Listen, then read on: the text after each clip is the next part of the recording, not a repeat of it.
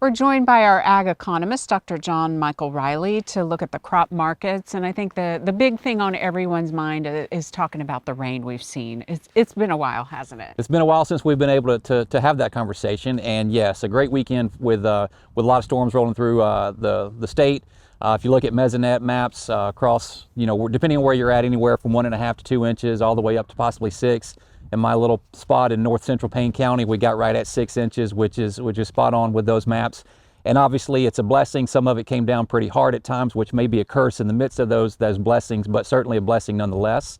If you look at maybe where we've been prior to that, we have a lot of apprehension about where we're at with our wheat crop for sure. Most of the corn is harvested. We're still harvesting beans right now, so could possibly put a little bit of damper on that harvest for a few days. But conditions for wheat are pretty poor right now in the state, pretty poor across the U.S. And that report came out was released yesterday on Monday, and then obviously through the weekend and Sunday.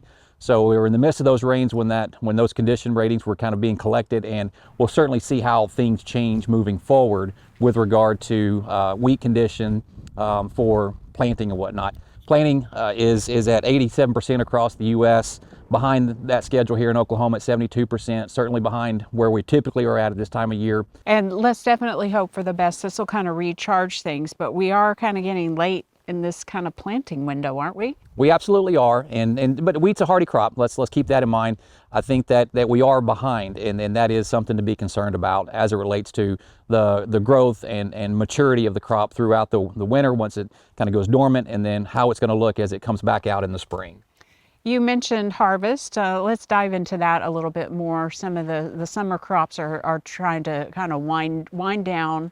What are you seeing there? So across the U.S., 91% of the crops harvested for corn, 95% here in Oklahoma. Soybeans, 94% harvested across the U.S. Again, we're behind that. We're 49% here in Oklahoma. So that's the one I think we're going to be watching as it moves forward here in the state, is how soybean harvest handles the rain and how the crop looks coming out of it.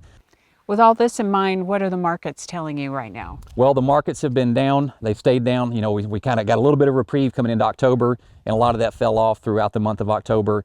This rain here in the state, as we're seeing it right in the immediacy coming out of that rain, we are seeing a little bit of pressure on wheat markets, probably because of that rain being a little bit of a blessing there, possibly being a positive bump on how the crop is going to shape up.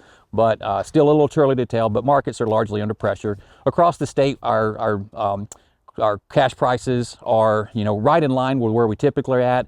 We're about 10 cents below. Across all the crops, kind of interesting. Wheat, corn, and beans, we're about 10 cents off of where we typically are at for cash prices relative to futures market. So basis is about 10 cents weaker than normal, but for the most part, it's in line where we should be.